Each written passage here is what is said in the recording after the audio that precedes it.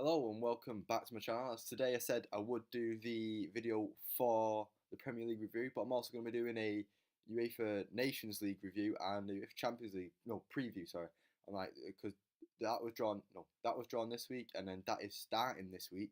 Starts on the Friday, I think it is.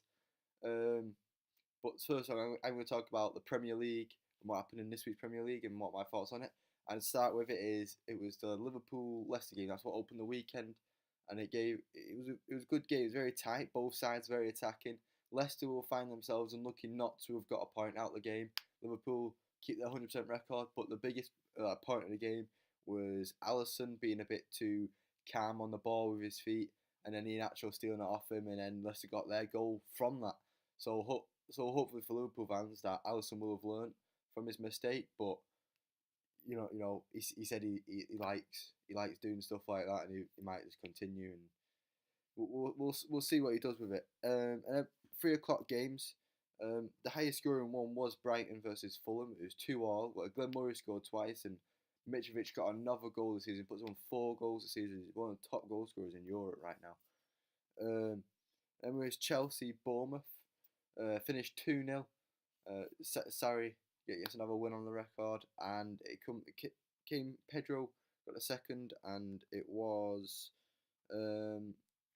Hazard that got the first. Pedro opened it, and then Hazard finished them off really.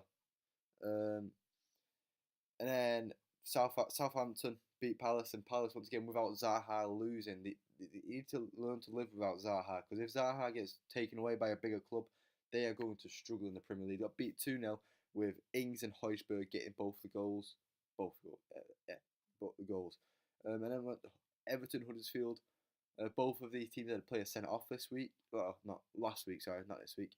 And Calvert-Lewin and Billing both the goals. 2 minutes apart the goals were. So apart from that, it was a pretty open game. It was like a bit boring. And then West Ham ended 1-0 thanks to Traore in the 90th minute, 91st minute, sorry. And I'm sure Wolves fans will be loving that. Ruined my fantasy football a bit because I had Fabianski in net, but Wolves fans will be loving that. Then we're on to the final game of Saturday, which was Newcastle against City. Everyone thought Newcastle was going to sit back, hold back, let City attack like they did at St James's Park last year. But Newcastle actually attacked a bit. They actually had a bit of confidence, and they actually got a goal from it, and he was actually rewarded for what they did. But Kyle Walker finished them off with an amazing goal. It was like it was such a good goal. Yeah, he did it, and you know, well done to him. Getting his team the points, that's what he needs to do. And then move on Sunday. The first game was Arsenal versus Cardiff, in which Arsenal and Emre finally got a second win. They're on 6 points now, and that's thanks to Lacazette, Aubameyang, and Mustafi. But Mustafi is facing a bit of charges because he may get banned for his celebration. I didn't watch the game, so I'm not sure what the celebration was. But apparently, there's some rumour that the FA may give him a ban because of his celebration, or a fine. But it was very tight. It was 3-2. Cardiff got their first 2 goals in the Premier League, but Emery got the lucky hand and won the game. Then we go on to the next game, which was Burnley Man United. It was a good game. Lukaku getting both the goals. Finally, United get another win. That was much needed, especially going to the national break, because that'll be 2 weeks. That'll be well too long. But yeah, United managed to get a win, and the biggest highlight of the game, apart from the goals, was Rashford getting sent off, because Barty had a little kick out of it and tripped him up sort of. Rashford wasn't happy with that. I don't think anyone would be happy with that happening to you. You get a bit annoyed, wouldn't you? But obviously you can't get in someone's face like that. He got sent off. I personally think Barty should have been sent off as well, but the ref didn't see it, so he got away with it, innit? And then Watford beat Tottenham. That was like one of the strangest results that you'll see. They're doing a Leicester really. They're still a 100% record, 4 wins out of 4, 2-1 against Tottenham. They are starting the season well, and they are doing everything right really. Considering they got Ben Foster who got relegated last season, it'd be amazing if they did something really good this season. Like that would be like a massive change of turn getting relegated, winning the Premier League. I'm not saying that Watford will win the Premier League, but you know, Leicester did it. Why can't Watford? Um, Now I want to talk about the Nations League and my thoughts on it. I think it's a good tournament. Like 'cause it brings bigger teams together, like in a sort of competitive way. It's not fully competitive yet. I don't think. I think it's like kind of like a EFL Cup sort of thing, where the smaller teams will enjoy it more because they get a chance at winning a trophy because they're against smaller teams. They're not against the giants of Europe. They're not even against the teams in C's. Right? These are San Marino versus like Georgia. These aren't good teams against each other in Group D. In Group A though, we have some amazing games coming up right over the course of the next couple of months because Germany and France are in the same group with Netherlands in it. Netherlands are going to really struggle there because they're against the past two world champions and they didn't even get to the last World Cup. So Netherlands can find themselves really difficult. Could get relegated easily there. Belgium, Switzerland, and Iceland. Iceland got a very tough thing there, but Switzerland, I reckon Belgium's got an easy win to get to the next round and a good chance at another trophy. But Switzerland or Iceland have a theory of getting relegated there. Portugal, Italy, and Poland. That is a good group. Portugal and Italy is going to be a sick game. Right? Poland, don't write off Poland. Poland have a good team, but they didn't do amazing at the World Cup. We'll see, won't we? And Spain, England, Croatia. That is a very nice group. And I think England will actually struggle a little because it is Spain. Spain are very good, but I think Croatia will win the group. England for second, and Spain will be relegated. To be honest, I don't know. Spain didn't perform amazing at the World Cup, and they're with two semi-finalists and one of the finalists.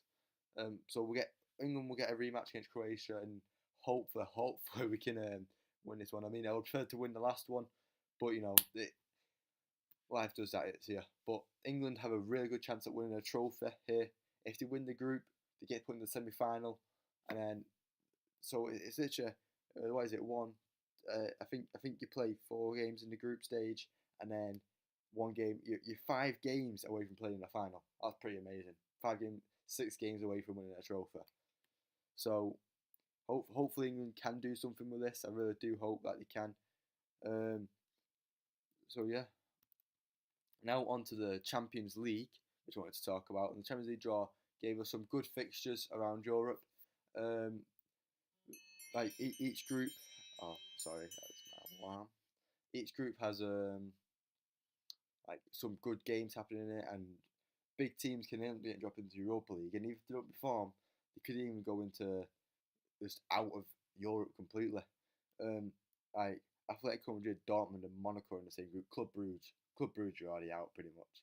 I am gonna write them off because those 3 teams are just gonna have to challenge each other for. It's like all 3. They're like the top end, like they're like not top end clubs, but like no the middle clubs that you like expect to do something in their leagues. Like the second best team in every league. It's yeah.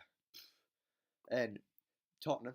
Tottenham got a trip to Barcelona. Harry Kane has already said he really likes that draw because he wants to play in the biggest games, the biggest stadiums. He wants to do this, and he's very happy with getting Barcelona in the Champions League.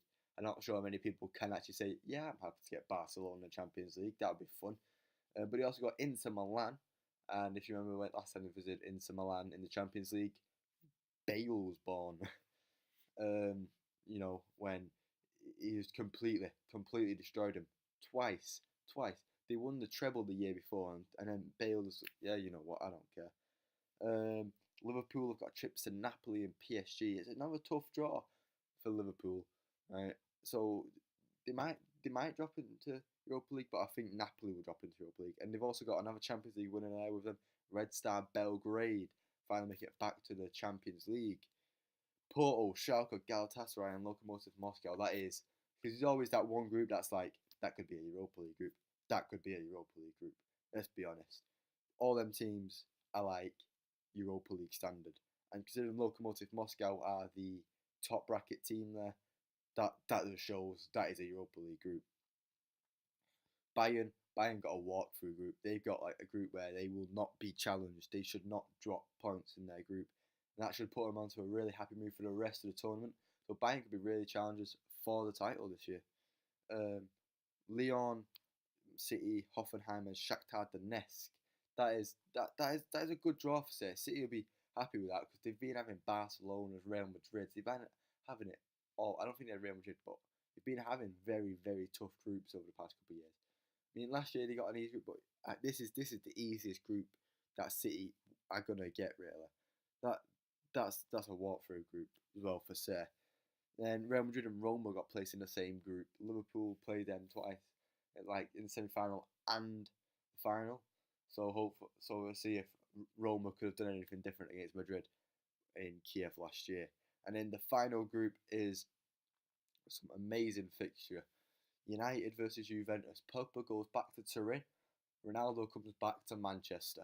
That'll be that's just an amazing thing to watch. A lot of United fans will actually enjoy this, but you can't enjoy it too much. We are playing against Ronaldo. It's not like, oh, Ronaldo's going back to Manchester. It's Ronaldo's playing against us, right? We know how good Ronaldo is. We had him, right? So we know what he can do. But I am very happy with the draw, right? We've got Valencia and Young Boys in our group as well. It will be a tough group to get out of with Valencia there, but I reckon we should do it easily. Anyway, that'll be the end of the video. It was a bit long this one, I do apologise, but thank you for watching it, and I hope to see you next time. If you did like the video, please leave a like, and if you haven't already, subscribe. Thank you.